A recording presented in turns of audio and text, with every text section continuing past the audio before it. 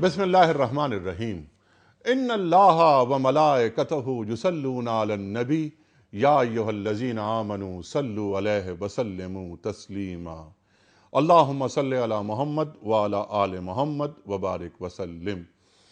محترم خواتین و حضرات، السلام علیکم۔ پیام صبح کے ساتھ ایک بار پھر حاضر میں ہوں آپ کا میزبان انیق احمد۔ کل ہم نے آغاز کیا تھا ایک نیا موضوع، اور وہ موضوع تھا بنی اسرائیل۔ بنی اسرائیل کون ہیں؟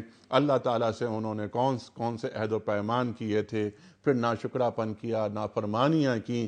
کل ہم نے بات کی تھی کہ کچھ عہد انہوں نے اللہ سے کیے تھے۔ اللہ تعالیٰ فرما رہا ہے کہ میرے عہد پورے کرو، میں اپنا عہد پورا کروں گا، اور فَإِيَّايَ فَارْهَبُونَ، اور مجھے سے ڈرو۔ خواتین و حضرات، اسی بات کو لے کر آگے چلیں گے۔ کل ہم نے بنیادی گفتگو کی تھی کہ بنی اسرائیل ہیں کون۔ ہم نے کل گفتگو میں یہ بات ہم لائے تھے کہ حضرت ابراہیم علیہ السلام کے دو بیٹے، حضرت اسحاق علیہ السلام اور حضرت اسماعیل علیہ السلام۔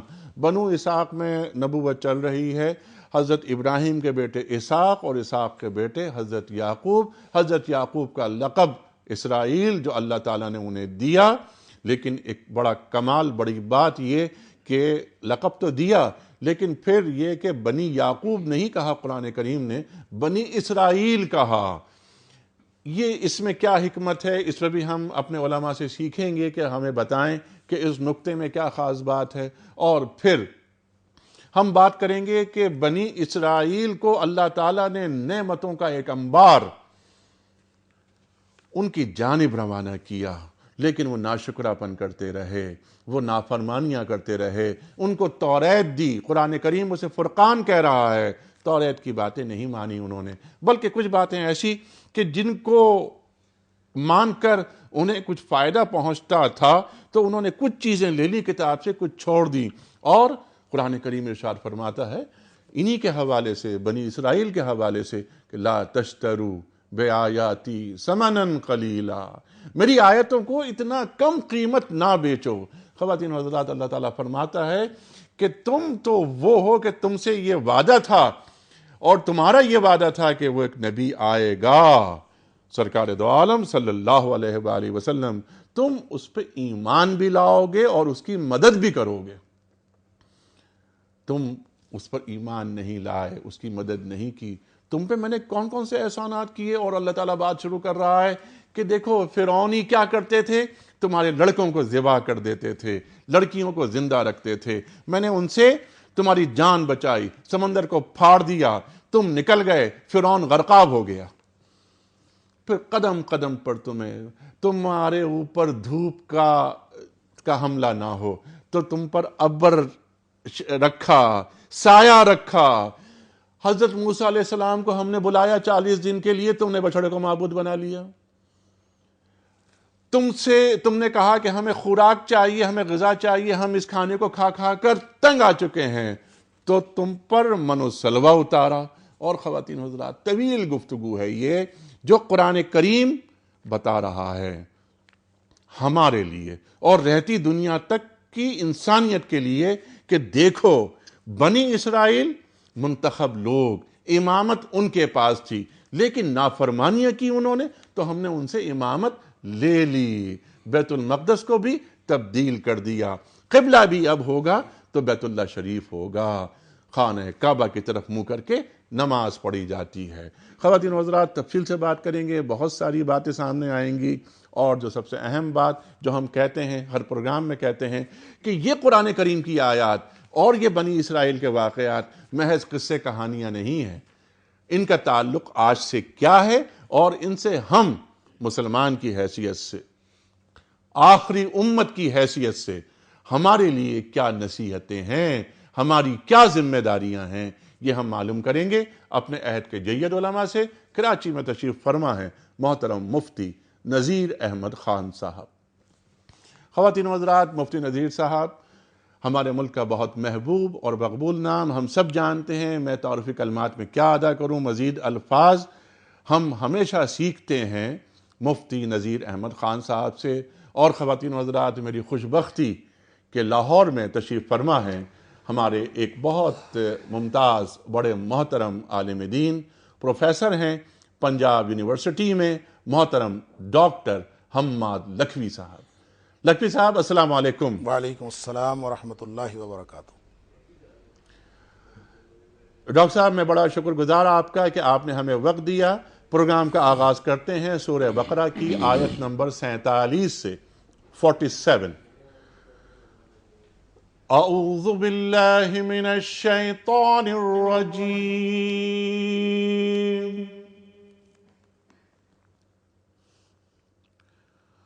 بسم اللہ الرحمن الرحیم۔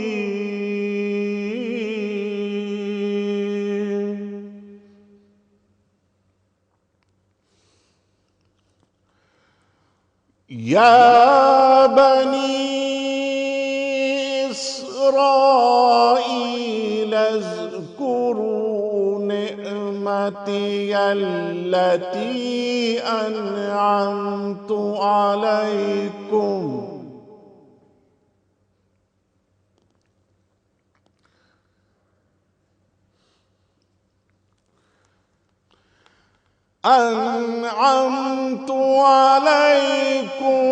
وأني فضلتكم على العالمين۔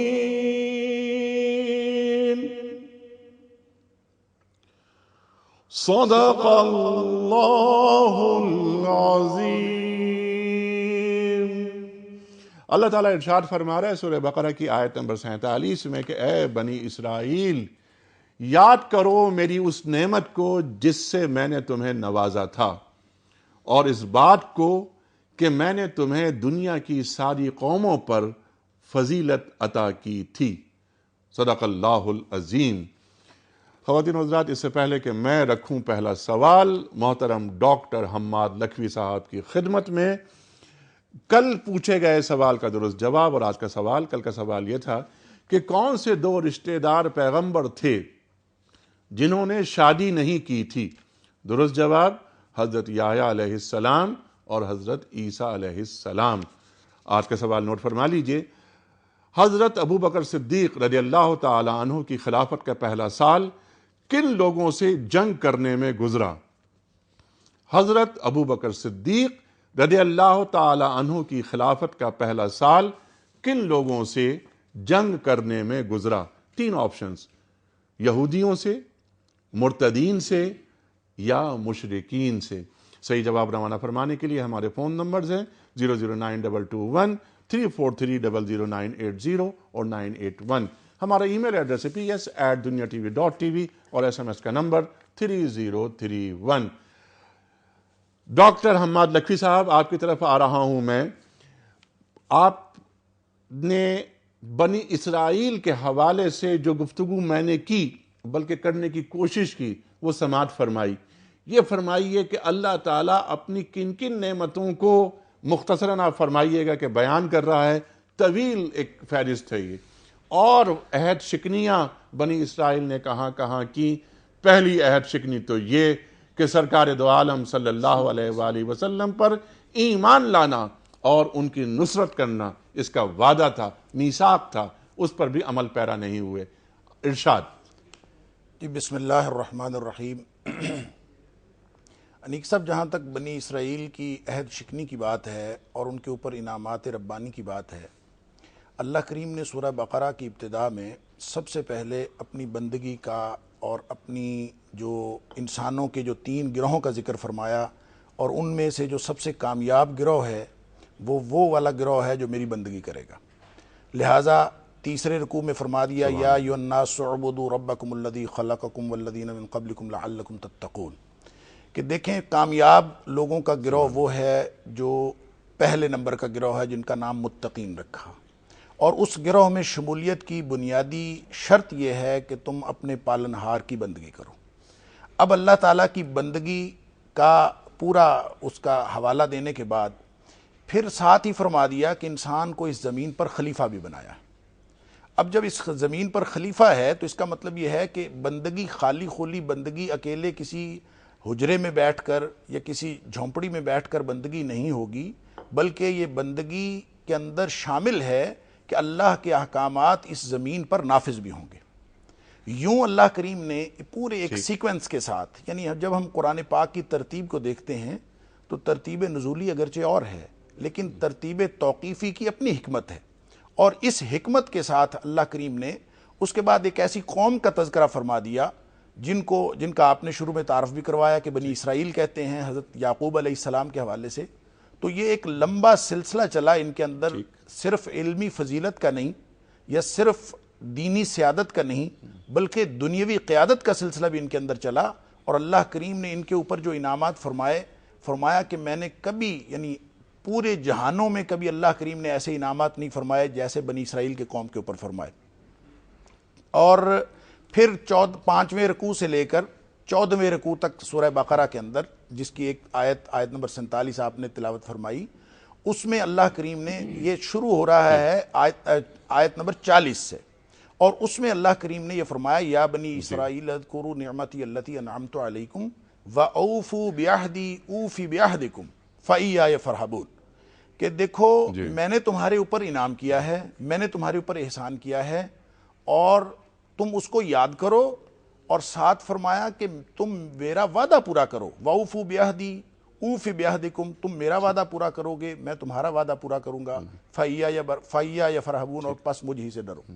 اب یہ جو حوالہ ہے بنی اسرائیل کا، یہاں پہ اس کا مقصد ہی یہ ہے، امت محمدیہ کو صلی اللہ علیہ وسلم کو یہ بتایا جا رہا ہے کہ ایک قوم اس دنیا میں آئی جس کے اوپر انعامات کی بھی بارش ہوئی، جنہوں نے عہد شکنیوں کی بھی انتہا کی، لیکن اللہ تعالیٰ پھر بھی ان کے اوپر احسان کرتا رہا، اور ان کو سزا ملی. گویا ایک چارج شیٹ پیش کی گئی ہے 5ویں رکوع سے لے کر 14ویں رکوع تک کہ ان کے جرائم کیا تھے، ان کی جرائم کی ایک فہرست بتائی گئی ہے، ساتھ ساتھ انعامات بتائے گئے ہیں. اور مفسرین نے لکھا ہے کہ اللہ کریم نے جن احکامات کا ذکر کیا ہے وہ بھی 10 ہیں آیت نمبر 83 اور 84 کے اندر. تو ان کی گویا جو عہد شکنیاں ہیں وہ بھی 10 ہیں، اور جن انعامات کا ذکر کیا گیا ہے وہ بھی 10 ہیں. تو یوں اللہ کریم نے ان کے اوپر اتنے انعامات کیے جن کو صرف گنا جا سکتا ہے، ہم اس اعتبار سے گن سکتے ہیں، وگرنہ اللہ کے انعامات تو اتنے ہیں.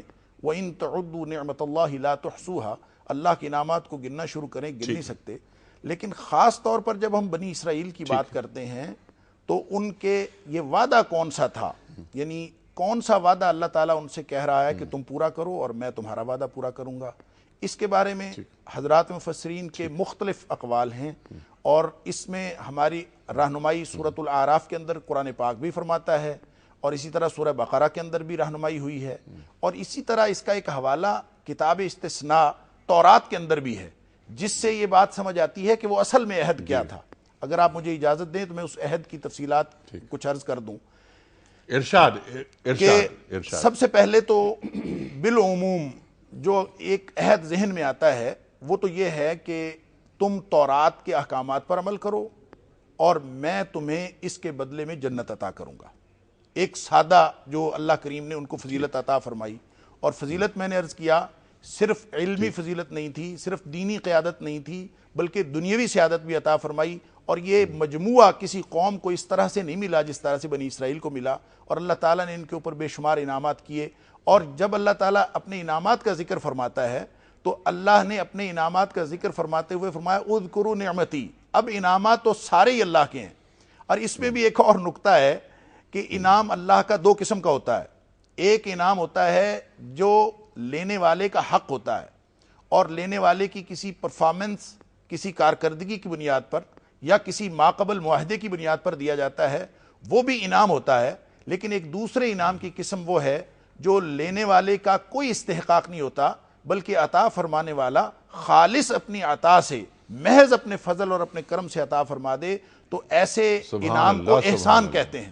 اور اللہ کریم جب یاد کروا رہے ہیں تو یاد کروانے کا مطلب یہ ہے اذکروا نعمتی، میرے اس انعام کو یاد کرو. گویا وہ انعام انعمت علیکم، میں نے تمہارے اوپر کیا ہے، تمہارا کوئی استحقاق نہیں تھا، تمہاری کسی کارکردگی کی بنیاد پر نہیں دیا گیا، تم نے کوئی اللہ سے سرٹیفکیٹ نہیں لیا ہوا تھا کہ تمہیں یہ ساری نعمتیں، یہ ساری باتیں عطا فرمائی جائیں گی. اللہ کریم نے خالصتاً اپنا احسان کرتے ہوئے تمہیں وہ ساری نعمتیں عطا فرمائیں. اب وعدہ پورا کرو. وعدہ کیا تھا؟ ایک تو یہ ہو سکتا ہے کہ تورات کی پابندی کرو. دوسرا آیت نمبر 83 اور 84 کے اندر احکام عشرہ جن کو کہا جاتا ہے، 10 احکام دیے گئے ہیں، اور وہاں پہ اللہ کریم نے ذکر کیا ہے کہ وَلَقَدْ أَخَذْنَا مِيثَاقَ بَنِي إِسْرَائِيل، یعنی بنی اسرائیل سے یہ وعدہ لیا تھا، کیا تھا؟ لا تعبدون الا اللہ، اللہ کے سوا کسی کی بندگی نہیں کرو گے، وبالوالدین احسانا. اور بالکل ٹھیک ہے ڈاکٹر صاحب، یہی بات جی وبالوالدین احسانا، یہاں سے بات کو لے کے آگے چلیں گے. میں چاہتا ہوں کہ مفتی صاحب آپ کی اس بات پر، اس نقطے کی سے بات شروع کریں کہ جرائم جو ڈاکٹر صاحب نے فرمایا، بنی اسرائیل کے جرائم، نافرمانیاں، نعمتیں، اللہ کے احکامات. بنی اسرائیل کو اللہ تعالیٰ فرما رہا ہے کہ انی فضلتکم علی العالمین. کون کون سی نعمتیں اللہ تعالیٰ نے ان کو عطا فرمائیں. اور جو احسان کی بات، بہت زبردست بات ہے کہ جو میری اوقات نہیں اس سے زیادہ اللہ مجھے دے رہا ہے، اور اللہ تعالیٰ اس کے ذکر کر رہا ہے، بتا رہا ہے، لیکن تم نے وعدے پورے نہیں کیے. کون کون سے وعدے تھے، کون کون سے نافرمانیاں ارتکاب ہوا جن کا بنی اسرائیل کے ذریعے؟ بسم اللہ الرحمن الرحیم. یہ قرآن کی ایک آیت نہیں بلکہ کئی آیات میں جی رب اور بندے کے درمیان ایک معاہدہ عمرانی ہے. سورہ قریش میں دیکھ لیں، فَلْيَعْبُدُوا رَبَّ هَذَا الْبَيْتِ الَّذِي أَطْعَمَهُم مِّن جُوعٍ وَآمَنَهُم مِّن خَوْفٍ. سبحان اللہ. بندے کا کام ہے عبدیت، اللہ کا کام ہے ربوبیت. ربوبیت کا مطلب یعنی معاشی مسائل بھی حل کرے گا اور دفاعی مسائل بھی حل کرے گا. خوف بھی نہیں رہے گا، اور معاشی مسائل جو ہیں غربت، یعنی غربت بھی نہیں رہے گی. ورنہ اگر عبدیت نہیں ہوگی تو شاید وسائل بھرپور ہوں، لفتحنا علیہم ابواب السماء والارض، ٹھیک ہے، آسمان و زمین کے دروازے کھلے ہوں گے، لیکن برکتیں نہیں ہوں گی. برکتیں نہ ہونے کا مطلب وسائل ہوں گے لیکن وسائل کے ذریعے مسائل حل نہیں ہوں گے. وسائل کے ذریعے مسائل حل نہیں ہوں گے. تو جو معاہدہ عمرانی بندے اور اللہ کے درمیان، یعنی بندے کا کام ہے عبدیت، یعنی اللہ تعالیٰ کی مرضی کے اپنے آپ کو تابع کرنا. ہر حال میں ایک عبد ہوتا ہے اور ایک ملازم ہوتا ہے. غلام 24 گھنٹے کا ہوتا ہے، ملازم خاص وقت کے لیے ہوتا ہے. تو ہم سے جو تقاضا ملازمت کا نہیں ہے بلکہ ہم سے تقاضا عبدیت کا ہے. پھر اللہ تعالیٰ کی بہت سی صفات ہیں. اللہ تعالیٰ اپنے، یعنی اللہ کا جتنا زیادہ ذکر قرآن میں ہے اس سے زیادہ ذکر یا اتنا ذکر اللہ تعالیٰ رب فرماتے. اتقوا ربکم، اتقوا ربکم، کیونکہ کسی کو بھی اختلاف اللہ کے خالق ہونے میں نہیں ہے، اللہ کے الہ ہونے میں نہیں ہے. ہمیں مسئلہ کس میں ہے کہ اللہ ہمیں پالتا ہے یا ہمارے وسائل ہمیں پالتے ہیں. اللہ ہمیں پال رہا ہے یا فلاں ملک ہمیں پال رہا ہے، مسئلہ یہاں سے ہے. تو یہ جو معاہدہ عمرانی بندے اور اللہ کے درمیان ہے، اسی طرح اللہ اور بنی اسرائیل کے درمیان ہے. یہ قرآن کریم میں ایک جگہ نہیں بلکہ کئی جگہ پہ. اگر میں اس کا خلاصہ بیان کروں تو قرآن کی یہ آیت، وَاذْكُرُوا نِعْمَةَ اللَّهِ عَلَيْكُمْ وَمِيثَاقَهُ الَّذِي وَاثَقَكُمْ بِهِ إِذْ قُلْتُمْ سَمِعْنَا وَأَطَعْنَا. سمعنا وَأَطَعْنَا، اللہ کے حکم کو سننا، سمجھنا اور اس پر عمل کرنا. یعنی سمجھنا اور اتباع دین. اعلان دین نہیں بتایا جا رہا، اتباع دین بتایا جا رہا. اعلان دین یہ ہے کہ میں خوب سے خوب ریسرچ کروں، خوب سے خوب بولوں، اچھے سے اچھا بولنا. یہ قرآن کو مقصود نہیں ہے، یہ دین کو مقصود نہیں ہے، یہ اللہ کو مقصود نہیں ہے. اچھے سے اچھا کرنا، کر کے دکھانا اور کرنے والا بنانا، یہ ہے اللہ کو مقصود، یہ ہے دین کو مقصود. اور اسی کی تشریح اگر یہ جو آیت اذ قلتم سمعنا واطعنا، اس سے آگے جو ہے وہ پھر اللہ تعالیٰ نے ذکر فرمائی، وَإِذْ أَخَذَ اللَّهُ مِيثَاقَ بَنِي إِسْرَائِيلَ وَبَعَثْنَا مِنْهُمُ 12 نَقِيبًا وَقَالَ اللَّهُ إِنِّي مَعَكُمْ لَئِنْ أَقَمْتُمُ الصَّلَاةَ وَآتَيْتُمُ الزَّكَاةَ وَآمَنْتُمْ بِرُسُلِي وَعَزَّرْتُمُوهُمْ وَأَقْرَضْتُمُ اللَّهَ قَرْضًا حَسَنًا لَأُكَفِّرَنَّ عَنْكُمْ سَيِّئَاتِكُمْ وَلَأُدْخِلَنَّكُمْ جَنَّاتٍ تَجْرِي مِنْ تَحْتِهَا الْأَنْهَارُ فَمَنْ كَفَرَ بَعْدَ ذَلِكَ مِنْكُمْ. ٹھیک ہے، یہ آیتیں ذکر ہوئی. اس کے فوراً بعد فَبِمَا نَقْضِهِمْ مِيثَاقَهُمْ، میثاق کا لفظ بھی ہے، عہد کا لفظ بھی ہے.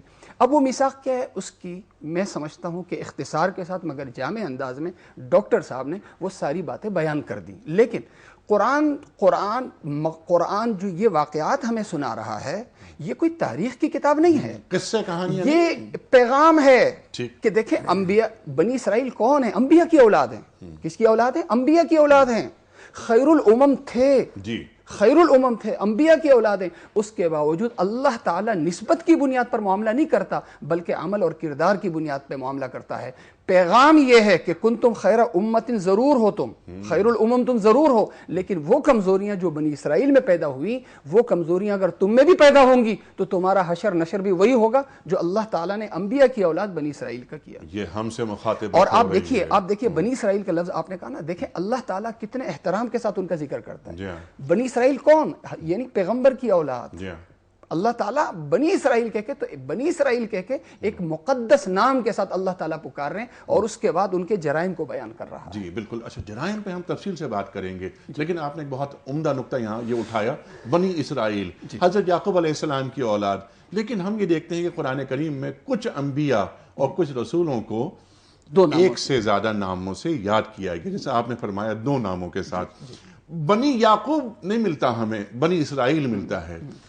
محمد صلی اللہ علیہ وآلہ وسلم اور احمد، حضرت الیاس کا ذکر ہوتا ہے، حضرت مسیح علیہ السلام کا ذکر ہوتا ہے. اس پہ ذرا روشنی ڈالیں. دیکھیں اس پہ ان اللہ لا یستحی ان یضرب، وہاں پہ ہم نے ایک گفتگو کی تھی کہ اللہ تعالیٰ قرآن کا جو مقصود ہے وہ فہم انسان ہے. یعنی اللہ تعالیٰ انسانوں کے لیول کے مطابق بات کرتا ہے یا اپنے لیول کے مطابق بات کرتا ہے. ٹھیک ہے، تو قرآن عرف کو دیکھتا ہے. انسانی عرف کیا ہے؟ انسانی عرف میں اب یہود کا لفظ ہے، معروف ہے کہ یہود سے مراد کون ہے. حالانکہ زیادہ اگر مناسب لفظ ہے تو یہود کے بجائے یوسف ہی کہنا چاہیے. ٹھیک ہے، زیادہ یہود یعنی یہودا سے زیادہ معزز اور مقدس اگر نبی تھے تو یوسف علیہ السلام کے، حضرت یعقوب علیہ السلام کے بیٹے. اسی طرح اسرائیل، یہ حضرت یعقوب علیہ السلام کے 2 نام ہیں، الا ما حرم اسرائیل. ٹھیک ہے، تو اسرائیل یہ حضرت یعقوب علیہ السلام کا نام ایک یعقوب ہے اور ایک اسرائیل ہے. قرآن کریم بنو یعقوب نہیں بلکہ بنی اسرائیل ذکر کرتا ہے عرف کی وجہ سے کہ لوگوں میں معروف کیا. بنی اسرائیل کہا فوراً مراد ہوا یہود.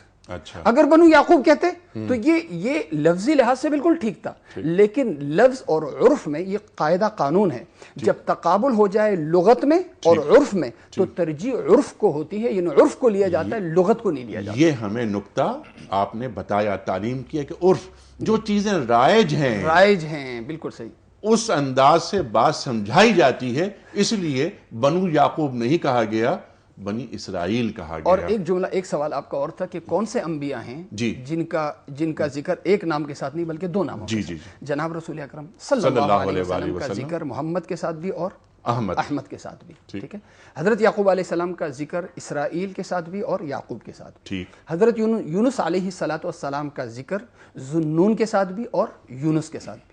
حضرت الیاس علیہ السلام کا ذکر الیاس کے ساتھ بھی اور ذوالکفل کے ساتھ بھی. اور حضرت عیسیٰ علیہ السلام کا ذکر عیسیٰ کے ساتھ اور مسیح کے ساتھ. بہت زبردست. یہ اللہ تعالیٰ نے ایک حکمت اس میں رکھی ہے، 2 نام ایک رسول ایک پیغمبر کو عطا فرمائے قرآن کریم میں موجود ہیں.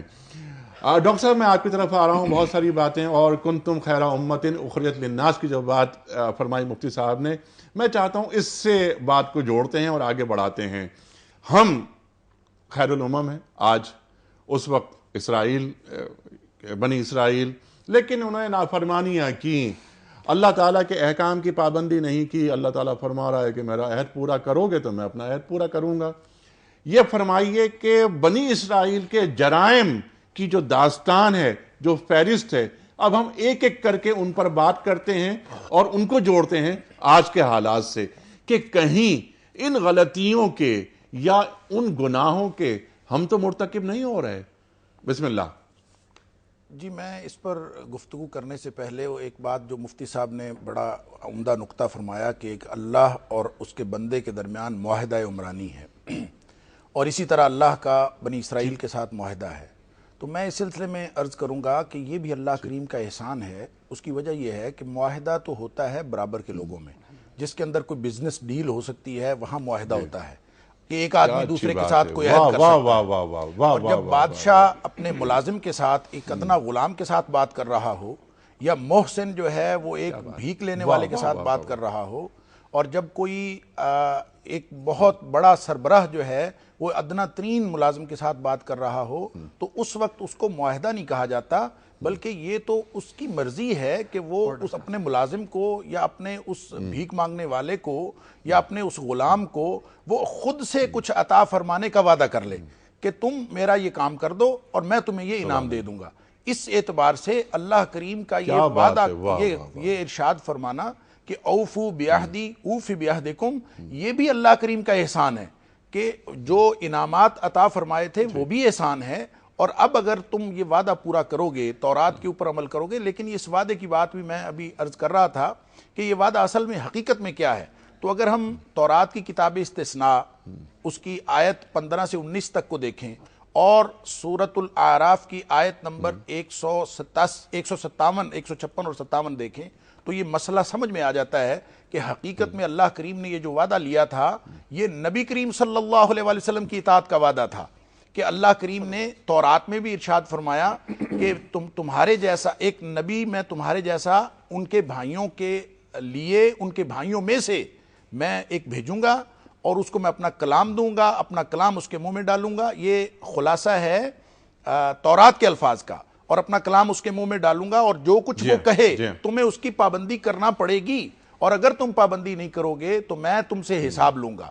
یہی بات اللہ کریم نے سورۃ الاعراف کے اندر فرمائی کہ جب حضرت موسیٰ علیہ السلام نے رحمت کا اور اپنی امت کے لیے دعا کی، رحمت کی دعا کی، تو اللہ کریم نے فرمایا وَرَحْمَتِي وَاسِعَتْ كُلَّ شَيْءٍ، میری رحمت تو ہر چیز پر وسیع ہے، لیکن فَسَأَكْتُبُهَا لِلَّذِينَ يَتَّقُونَ، میں ان لوگوں کے لیے یہ لکھ دوں گا، رحمت ان لوگوں کو مل جائے گی جو تقوی اختیار کریں گے. اور ساتھ فرمایا وَيُؤْتُونَ الزَّكَاةَ، اور ساتھ وہ زکوٰۃ بھی ادا کریں گے اور پھر ہماری آیتوں پر ایمان رکھیں گے، اور ساتھ فرمایا اتباع کریں گے ہمارے اس رسول، اس نبی اور اس امی کی جو ان کی تورات میں مکتوباً یجدونہ مکتوباً عندہم فی التوراۃ والانجیل، جو تورات اور انجیل کے اندر لکھا ہوا ہے کہ وہ ایک نبی آئے گا یامرہم بالمعروف وینہاہم عن المنکر ویحل لہم الطیبات ویحرم علیہم الخبائث وَيَدَعُ عَنْهُمْ إِصْرَهُمْ وَالْأَغْلَالَ الَّتِي كَانَتْ عَلَيْهِمْ. یہ سارا یہ تھا وہ وعدہ کہ جب یہ تم کرو گے. اور فرمایا کہ فَالَّذِينَ آمَنُوا بِهِ وَعَزَّرُوهُ، اور جن لوگوں نے اس نبی پر ایمان کا اظہار کیا اور اس کی مدد کی، وَاتَّبَعُوا النُّورَ الَّذِي أُنزِلَ مَعَهُ، اور جو نور، جو کتاب ہدایت ہم اس کے ساتھ نازل کریں گے، اس پر جو لوگ عمل کریں گے، اولئک هم المفلحون، وہ لوگ کامیاب ہوں گے. یہ تھا حقیقت میں وہ وعدہ جو اللہ کریم یاد کروا رہے ہیں کہ اوفو بیاہدی، تم میرے وعدے کو پورا کرو، اوفی بیاہدکم، اور میں نے جو کامیابی، فلاح کا اور اپنی رضا کا اور جنت عطا کرنے کا جو وعدہ کیا ہے، جس کا ذکر اس امت کے لیے اس طرح بھی ہوا کہ ان اللہ اشترى من المؤمنین اموالہم انفسہم بان لہم الجنہ، کہ اللہ تعالیٰ نے ان کے ساتھ کیا معاہدہ کیا ہے کہ تم اپنی جانیں اور مال میرے سپرد کر دو، میں تمہیں جنت عطا فرماؤں گا. یہ اللہ کریم کا ایک معاہدہ ہے، اور یہ بھی اللہ کریم کا احسان ہے اس امت پر بھی اور بنی اسرائیل پر بھی. اور اللہ تعالیٰ نے یہ احسان فرما کے اپنے وعدے کو یاد دلایا ہے. اب جہاں تک ان کے جرائم کی فہرست ہے اس میں اللہ کریم نے سورۃ المائدہ کے اندر، یہاں بھی سورۃ البقرہ کے اندر بھی ارشاد فرمایا، اور وہاں پہ فرمایا کہ فَبِمَا، جہاں پہ یہ فرمایا کہ انہوں نے عہد توڑا، فَبِمَا نَقْضِهِمْ مِيثَاقَهُمْ لَعَنَّاهُمْ، انہوں نے جو عہد شکنی کی اس وجہ سے ہم نے ان کے اوپر لعنت کر دی. وہاں پہ جو سب سے پہلی بات اللہ کریم نے ارشاد فرمائی ہے یحرفون الکلم عن مواضعہ، سب سے پہلی ان کی جو عہد شکنی ہے اور سب سے پہلا جو جرم ہے وہ ہے یہ کلام کو بدل ڈالتے ہیں. اور کلام کو بدل ڈالنا، تحریف کلام تین طرح سے ہے. ایک تو تحریف کلام ہے کہ آپ اس کے الفاظ ہی بدل دیں اور الفاظ کے اندر تبدیلی کر دیں. ایک تحریف کلام یہ ہے کہ الفاظ وہی رہیں، آپ اس کے معنی کے اندر تبدیلی کر دیں. اور ایک تیسری تحریف یہ ہے کہ کلام بھی وہی رہے، اس کے معنی بھی وہی رہیں، لیکن آپ اس کو کسی غلط جگہ پر اپلائی کر دیں، عن مواضعہ، اس کی جگہ سے اٹھا کر کسی اور جگہ پہ اپلائی کر دیں. تو یہ بھی تحریف کلام کی ایک صورت ہے. تو یہ سب سے پہلا جو جرم ان کا تھا وہ تحریف کلام تھا. اور دوسرا جرم جو وہاں پہ ذکر فرمایا وَنَسُوا حَظًّا مِّمَّا ذُكِّرُوا بِهِ، اللہ کے دیے ہوئے کلام، اللہ کی دی ہوئی ہدایت، اللہ کی دی ہوئی نصیحت میں سے کچھ کو مان لیا اور کچھ کو چھوڑ دیا. یہ دو جرم اللہ کریم نے وہاں پہ ارشاد فرمایا. ٹھیک ہے، یہ دو جرم اسی پر بات کرتے ہیں. بہت اہم باتیں ہیں.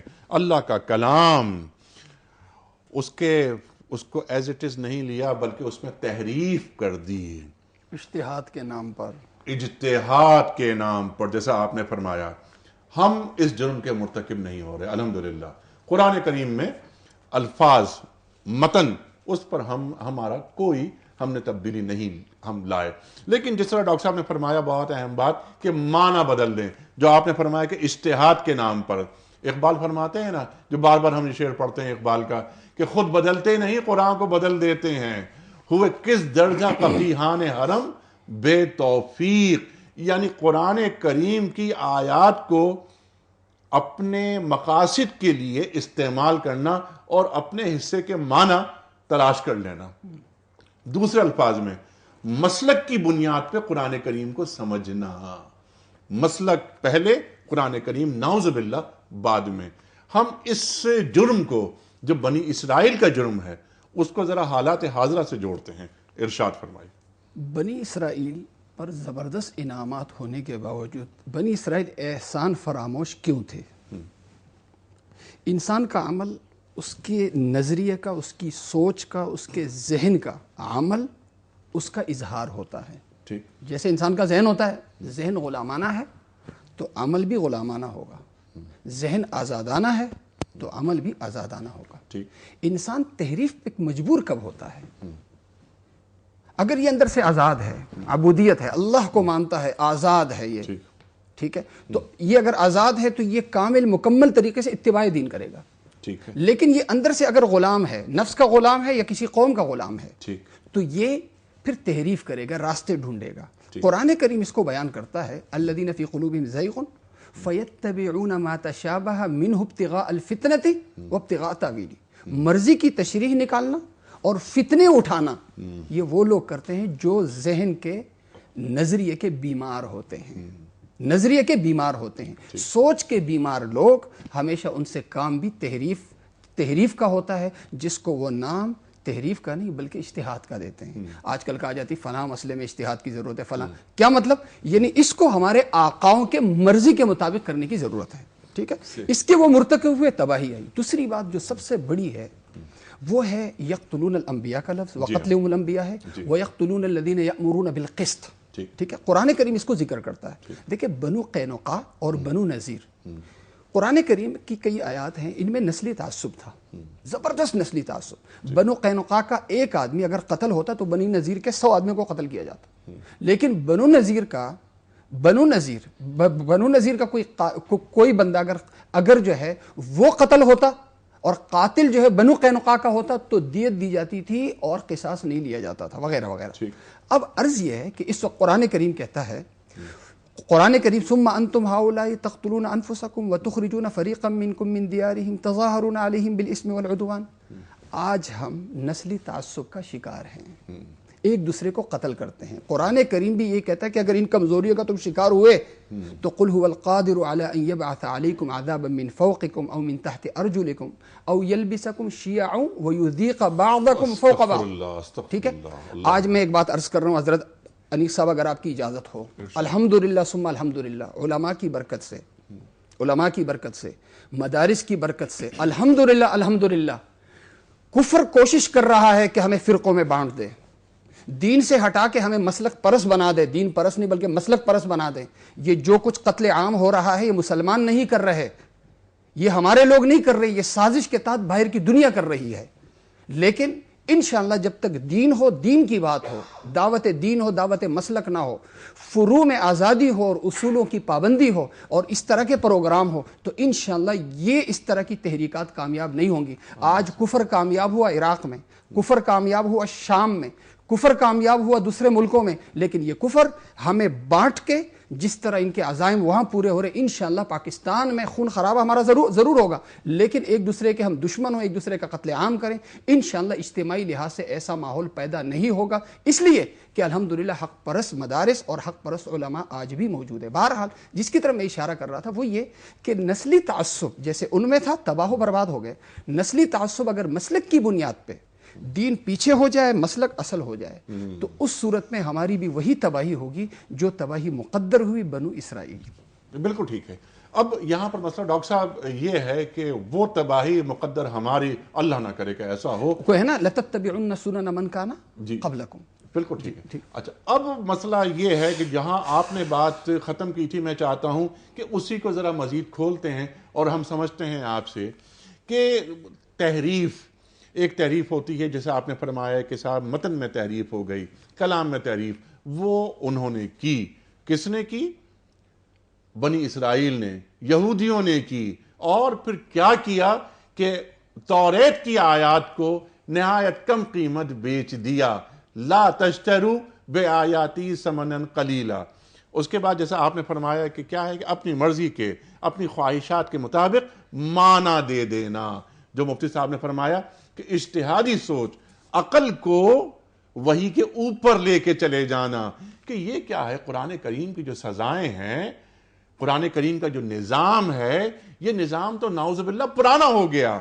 آج تو عقل انسانی بہت آگے چلی گئی، تو کیوں نہ عقل انسانی کو اپنا امام بنا لیا جائے. امامت قرآن کریم کرتا رہے گا رہتی دنیا تک. تیسری چیز جو آپ نے فرمائی کہ جو صحیح بات ہے اس کو صحیح جگہ پیش نہیں کرنا.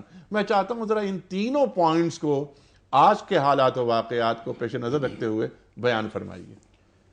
جی میری گزارش یہ ہے کہ یہ جو قرآن پاک کو سمجھنے کی، اور یہ جو انہوں نے فرمایا کہ، اور آپ نے بھی فرمایا کہ مسلک جو ہے وہ بنیاد بنتا ہے، تو میں یہ عرض کروں کہ قرآن پاک ہو یا نبی پاک صلی اللہ علیہ وآلہ وسلم کی سنت ہو، اس کو سمجھنے کے لیے جو پری ریکوزٹس ہیں، جو اس کی بنیادی شرائط ہیں، ان میں سے ایک بڑی ہی اہم شرط یہ ہے کہ کتاب و سنت سے ہدایت لینے کے لیے آدمی خالی و ذہن ہو کر کتاب و سنت کا مطالعہ کرے، اور جو اس کے ما قبل کے اور سابقہ جتنے خیالات اور اوہام باطلہ ہیں، یا جیسی بھی جس بھی قسم کی اس کی اٹیچمنٹس اور نسبتیں ہیں، وہ اپنی ساری منقطع کر کے اس قرآن سے اور نبی پاک صلی اللہ علیہ وآلہ وسلم کے فرمان سے ہدایت لینے کی نیت سے پڑھے. اگر وہ اس نیت سے پڑھے گا خالی و ذہن ہو کر فکری تجرد کے ساتھ، اگر وہ فکری تجرد کے ساتھ پڑھے گا تو ہدی للمتقین، قرآن بھی ہدایت ہے، نبی پاک صلی اللہ علیہ وسلم کا فرمان بھی ہدایت ہے، اس کو ہدایت ملتی جائے گی. اور اگر کوئی شخص فکری تجرد کے بغیر اپنے ماقبل کے سارے خیالات اپنے ساتھ لے کے، وہ مسلکی ہوں، وہ نسلی ہوں، وہ کسی بھی طرح کے ہوں، جیسے مفتی صاحب نے فرمایا کہ نسلی تعصب، تو جو بھی کسی بھی قسم کی نسبتیں اگر ساتھ لے کے کوئی شخص اسی قرآن کو اور اسی کو پڑھے گا، نبی پاک صلی اللہ علیہ وسلم کے فرمان کو، تو یضل بہ کثیرا ویہدی بہ کثیرا، اس کو ہدایت نہیں ملے گی اس سے. اصل میں یہ ہمارے اپنے دنیاوی مفادات ہیں، ویسٹڈ انٹرسٹ ہیں. یہی خرابی بنی اسرائیل کے اندر آئی کہ جب ان کے مادی مفادات انہوں نے ان کو پہلی ترجیح پہ رکھا، تو پھر ان کے بڑوں کی خواہشات اور ان کے اپنے جو آقاؤں کے جو ان کے معاملات تھے، وہی عدالتوں اور پنچایتوں کے اندر وہ قانون بن گئے. اور اسی طرح جو ہے انہوں نے اپنی ہی چیزوں کو، اپنی جو احبار و رہبان ہیں ان کی خواہشات کو دین سمجھ لیا، اور ان کے کیے ہوئے حلال کو حلال سمجھنے لگے، ان کے کیے ہوئے حرام کو حرام سمجھنے لگے. یعنی اس طرح کا انہوں نے دین بنا. اب ڈاکٹر صاحب یہی بات کہ ان کے جو ربانیون اور احبار کی جو بات کی، یعنی ان کے علماء اور فقہا کہہ لیں چلیں، ان کے علماء اور فقہا، جی بالکل، مفسرین نے فقہا ہی لکھا ہے نا، تو اس لیے میں نے یہ ٹرم وہاں سے لی. جی گزارش کرنے کا مطلب یہ کہ کیا آج نہیں، میں کہہ رہا ہوں میرا سوال، اس کے بعد تفصیل سے آپ بات کیجئے گا کہ کیا اس غلطی کے مرتکب کہیں ہم تو نہیں ہو رہے؟ میں وہی عرض کر رہا ہوں کہ اگر ہم مسلکی تعصب میں مبتلا ہیں تو بھلے قرآن و سنت پڑھتے رہیں، قرآن و سنت سے ہمیں اپنے مسلک کے لیے دلائل تو مل جائیں گے، کبھی ہدایت نہیں ملے گی. یہ بات ذہن میں رکھیے. ہر فرقہ چاہے وہ منحرف ہے، چاہے وہ باطل ہے، اور جتنا بھی اسلام سے دور گیا گزرا فرقہ ہے، وہ دلائل کتاب و سنت سے لیتا ہے. اس کی وجہ یہی ہے کہ وہ بغیر فکری تجرد کے اپنی سابقہ نسبتوں کو ساتھ لیتے ہوئے کتاب و سنت سے رہنمائی لینے کی کوشش کرتے ہیں. تو کتاب و سنت ان کو دیکھیں، قرآن جب نازل ہوتا تھا بنی اسرائیل کے اوپر، سورۃ المائدہ کے اندر اللہ کریم نے فرمایا وَلَيَزِيدَنَّ كَثِيرًا مِّنْهُمْ مَا أُنزِلَ إِلَيْكَ مِن رَّبِّكَ طُغْيَانًا وَكُفْرًا. 2 دفعہ یہ آیت ریپیٹ ہوئی ہے سورۃ المائدہ کے اندر کہ قرآن نازل ہوتا ہے جو سراسر ہدایت کی کتاب ہے، لیکن یہ ان کے لیے طغیان اور کفر اور سرکشی میں اضافے کا باعث بنتا ہے. والا یزیدن کثیرا منہم، ان میں سے اکثریت کا کفر بڑھتا ہے، طغیان بڑھتا ہے، ان کو ہدایت نہیں ملتی. تو جن لوگوں کی اپنی جو زمین ہے، قلب و دماغ کی زمین خراب ہو چکی ہو، اور اپنے مسل کی تعصبات میں کوئی شخص جو ہے یا کوئی قوم تقسیم ہو چکی ہو، تو اگر ایسی جو فرقہ وارانہ سوچ پہلے سے موجود ہو تو پھر کتاب و سنت اس کی بیماری میں اضافہ کرتا ہے، اس کا مطالعہ بھی اس کو دلائل دیتا ہے، لیکن اس کو ہدایت نہیں ملتی۔ یہ اللہ کریم کا اصول ہے اور قرآن کا اصول ہے، اس لیے کہ قرآن صرف ہدایت دیتا ہے اس قدردان کو جو اس کو راستہ سمجھتے ہوئے، اسی کو قائد سمجھتے ہوئے اس سے رہنمائی لینے کی کوشش کرتا ہے۔ اب جب ہم اپنی حالات کی بات کرتے ہیں تو کیا یہاں پہ قرآن پاک کے بارے میں جو آیات نازل ہوئیں ان کو نبی پاک صلی اللہ علیہ وسلم کے اوپر چشمہ نہیں کیا ہمارے ہاں نبی پاک اپنے خاص مسلک کو واضح کرنے کے لیے قرآن پاک کی آیات کا مفہوم نہیں بدلا گیا؟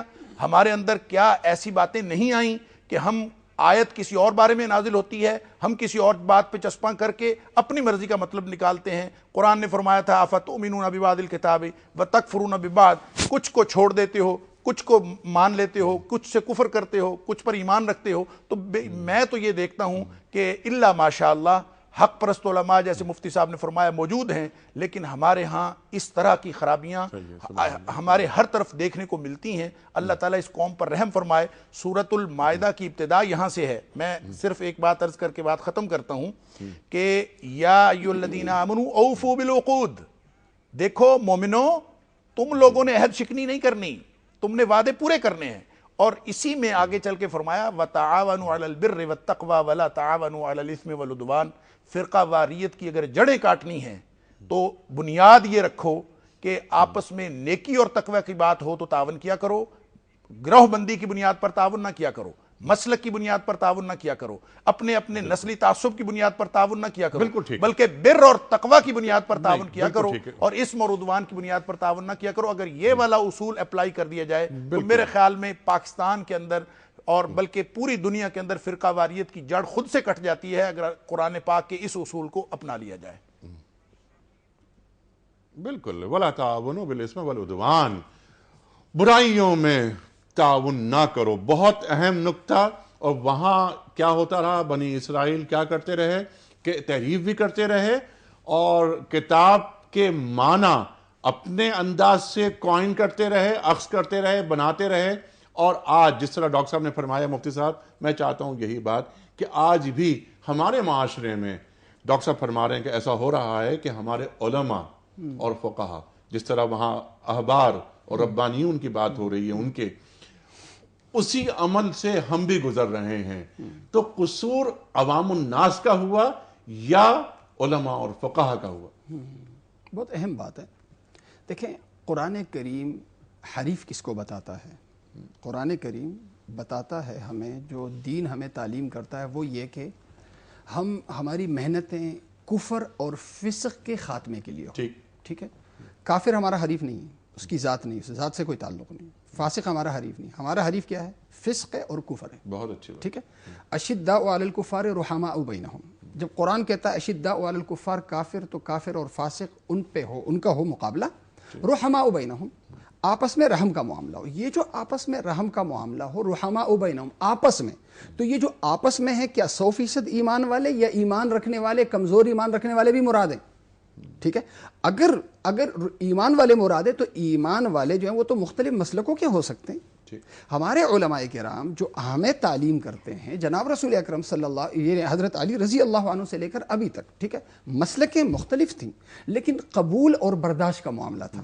قبول کا، جس کو میں ائمہ اربعہ کو صحیح سمجھتا ہوں، ان کو میں قبول کرتا ہوں کہ بالکل حق ہیں، لیکن جن کو میں صحیح نہیں سمجھتا ان کے ساتھ میں برداشت کا معاملہ کرتا ہوں۔ نہیں مفتی صاحب، بہت اچھی بات آپ نے کی، لیکن یہاں پر جو موضوع ہے ہمارا، میں چاہتا ہوں اس پر کہ قرآن کریم کی آیتوں کے معنی اور مفاہیم میں اپنے مسلک کی سپورٹ کے لیے وہ پیدا کر دوں جو کہ قرآن بیان ہی نہیں کر رہا۔ یہ ہے وہ میرا سوال ہے، یہ تحریف ہے کہ الذین فی قلوبہم زیغ، ٹھیک ہے، میرے جو دماغ میں ہے وہ ہے میں مسلک پرست ہوں، تعصب ہے مجھ میں تعصب ہے، میں ہر چیز کو دین کے تابع نہیں کر رہا، میں اپنے آپ کو قرآن اور حدیث کے تابع نہیں کر رہا، بلکہ میں ہر چیز کو قرآن اور حدیث کے بجائے قرآن اور حدیث کو میں اپنے مسلک کے تابع کر رہا ہوں۔ قرآن سے میں نکالتا ہوں اپنے ذہن اور اپنی مرضی کے مطابق تشریح، ٹھیک ہے، یہ ہے وہ تحریف، یحرفون الکلم عن مواضعہ، ٹھیک ہے، یحرفون اور آگے یحرفون الکلم عن مواضعہ کی جو تشریح آگے ہے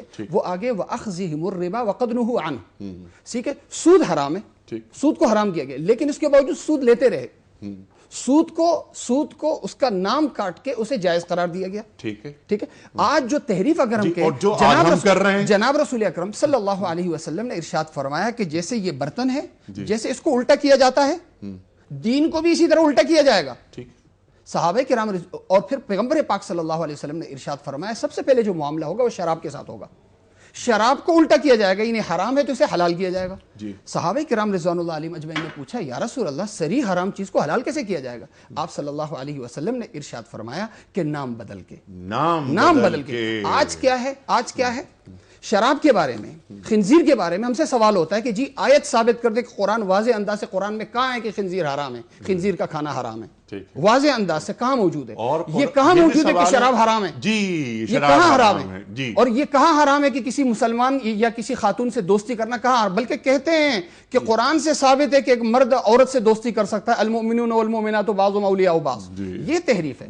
اسی طرح آج ہم نے برائی کو معاشرے کی ضرورت بنا دیا ہے، معاشرے کی ضرورت بنا دی ہے، فیشن بنا دی ہے، اور اس کے مطابق بے پردگی کو جائز کر دیا ہے، بے پردگی کو جائز کر دیا ہے، سود کو جائز کر دیا ہے، ہر قسم کی برائیوں کو جائز کر دیا ہے۔ اپنی مرضی کا دین، اپنی مرضی کا دین، یہ اپنی مرضی کا دین اگر میں متعصب ہوں مسلکی اعتبار سے تو میں اس کے مطابق کر رہا ہوں، اگر میں قومی لحاظ سے متعصب ہوں تو میں اس کے مطابق کر رہا ہوں، اگر میں ہوس پرست ہوں تو میں اس کے مطابق کر رہا ہوں۔ یہ ہے خدا اللہ تعالیٰ جو ہمیں کہتا ہے وہ یہ کہ سارے خداؤں کو چھوڑ کر صرف اللہ کے بن جاؤ، یعنی اللہ جسے جائز کہتا ہے وہ جائز، اللہ جسے غلط کہتا ہے اسے ہم سبحان اللہ، سبحان اللہ۔ میرے نزدیک وہ نیکی نیکی ہی نہیں جسے میرے اللہ نے اور میرے رسول صلی اللہ علیہ وسلم نے مجھے کرنے کا حکم دیا، اور میرے نزدیک وہ برائی برائی نہیں ہے جس سے مجھے میرے اللہ نے اور میرے رسول صلی اللہ علیہ وسلم نے جس کو کرنے سے منع کیا، وہ برائی ہے میرے نزدیک، مجھے وہ کام نہیں کرنا ہے کیونکہ اللہ ناراض ہوگا، اللہ کے رسول صلی اللہ علیہ وسلم مجھ سے ناراض ہوں گے جن کا میں امتی ہوں۔ آپ نے بہت عمدہ نقطہ اٹھایا۔ پروگرام کا وقت کیونکہ یہاں ختم ہو رہا ہے، لیکن میں چاہ رہا ہوں کہ ڈاکٹر صاحب لاسٹ منٹ ہے، کنکلوڈ کر دیں اس بات کو کہ جو مسائل آپ دونوں نے بیان فرمائے اس کا حل کیا ہے؟ اس کا حل تو اللہ کریم نے فرمایا یا ایھا الذین آمنوا اوفوا بالعقود، اللہ کے ساتھ وعدہ کیا تھا الست بربکم کا کہ کیا میں تمہارا رب نہیں ہوں۔ اللہ تعالیٰ نے ہماری فطرت میں رکھا کہ انسان ہمیشہ اپنے رب کا غلام ہوتا ہے، لیکن یہ انسان نے بدبختی یہ کی کہ اس نے اپنے رب بدل لیے ہیں، یہ دوسروں کو روزی رساں سمجھنا شروع ہو گیا ہے، لہٰذا یہ انہی کا غلام بن کے رہ گیا ہے۔ تو اپنے رب کا غلام بنے اور ان سارے احکامات کی پابندی کرے جو اللہ کریم نے بطور رب دیے ہیں، اور اس کے بدلے میں اللہ کریم نے وعدہ فرمایا ہے کہ تمہیں دنیا میں بھی میں عروج عطا کروں گا اور آخرت میں بھی اللہ تعالیٰ جنت عطا کرے گا۔ ٹھیک ہے، اور جو ڈاکٹر صاحب جو آپ نے فرمایا، کیا اچھا جملہ آپ نے فرمایا کہ انسان نے اپنے رب تبدیل کر لیے ہیں، یعنی ہم شرک کے مرتکب ہو رہے ہیں، اور ان الشرک لظلم عظیم، عظیم ظلم قرار دیتا ہے اللہ تعالیٰ۔ اپنا رخ سیدھا رکھنا ہے اللہ کی طرف، اور توحید خالص، توحید خالص، توحید خالص، طبیعت کو شریعت نہیں بنانا ہے، شریعت کی اتباع کرنی ہے۔ ایک جملہ عرض کر دوں، سر دو کام، جی، بندے ہم اللہ کے بنے، نمائندے پیغمبر پاک اللہ کی بندگی اور رسول اللہ صلی اللہ علیہ وسلم کی نمائندگی، اس پر ہم مزید بات کریں گے۔ ایک پرچی نکال کے مفتی صاحب اعلان فرما دیجئے، خواتین و حضرات، بنی اسرائیل کن کن جرائم کے مرتکب ہوئے، ان کی تفصیلات ہیں، ہم نے کچھ بات آج کی، مزید ہم اس پہ گفتگو کریں گے۔ انبیاء کو قتل کیا، ناحق قرآن کریم ارشاد فرما رہا ہے۔ خواتین و حضرات، بات اگر ہم شروع کریں تو حضرت الیاس علیہ السلام، یرمیہ نبی، زکریہ نبی، اور بات کرتے کرتے ہم جب آئیں گے تو حضرت یسوع مسیح علیہ السلام، حضرت عیسیٰ علیہ السلام کی بات کریں گے۔ اس دن کیا واقعہ ہوا؟ اس دن یہ واقعہ ہوا کہ حضرت مسیح علیہ السلام قید میں، اور اس عہد کا ایک بڑا ڈاکو جس کا نام برابا تھا وہ بھی قید میں۔ تو بادشاہ نے کہا کہ آج عید کا دن ہے، ان دونوں میں سے میں کسی ایک کو چھوڑ سکتا ہوں، تم بتاؤ۔ اپنی قوم سے پوچھا کہ میں کس کو چھوڑوں؟ قوم نے یک زبان ہو کر ایک بات کہی کہ برابا ڈاکو جو ہے اس کو چھوڑ دیجئے، اور یسوع مسیح کو پھانسی دے دیجیے. یہ ہے بنی اسرائیل کے کرتوت. تفصیل سے بات کریں گے مفتی صاحب انشاءاللہ. کون ہیں جن کی ریاض شاہد صاحب نیو یارک. الیاس شاہد صاحب. ریاض شاہد صاحب نیو یارک سے آپ کی خدمت میں کتابوں کا تحفہ دنیا ٹی وی کی جانب سے. خواتین و حضرات، کل سوال یہ رکھا تھا ہم نے آپ کی خدمت میں کوئز کے حوالے سے کہ کون سے دو رشتہ دار پیغمبر تھے جنہوں نے شادی نہیں کی. درست جواب حضرت یحییٰ علیہ السلام اور حضرت عیسیٰ علیہ السلام. آج کا سوال، خلیفہ اول حضرت ابو بکر صدیق رضی اللہ تعالی عنہ کی خلافت کا پہلا سال کن لوگوں سے جنگ کرنے میں گزرا؟ 3 آپشنز، یہودیوں سے، مرتدین سے یا مشرکین سے. خواتین و حضرات، صحیح جواب روانہ فرمانے کے لیے ہمارے فون نمبرز اسکرین پر آ رہے ہیں، نوٹ فرما لیجئے. 0092234300980 اور 981. ہمارا ای میل ایڈریس ہے ps@dunyatv.tv اور ہمارا SMS کا نمبر 3031. اختتام ہوتا ہے پروگرام کا روزانہ آج کی بات پر. آج کی بات قول ہے حضرت علی مرتضیٰ کرم اللہ وجہہ کا. آپ فرماتے ہیں کہ انسان جب اپنی عقل میں پختہ ہو جاتا ہے تو اس کا کلام مختصر ہو جاتا ہے. انسان جب اپنی عقل میں پختہ ہو جاتا ہے. انیق احمد کو اجازت. خدا حافظ.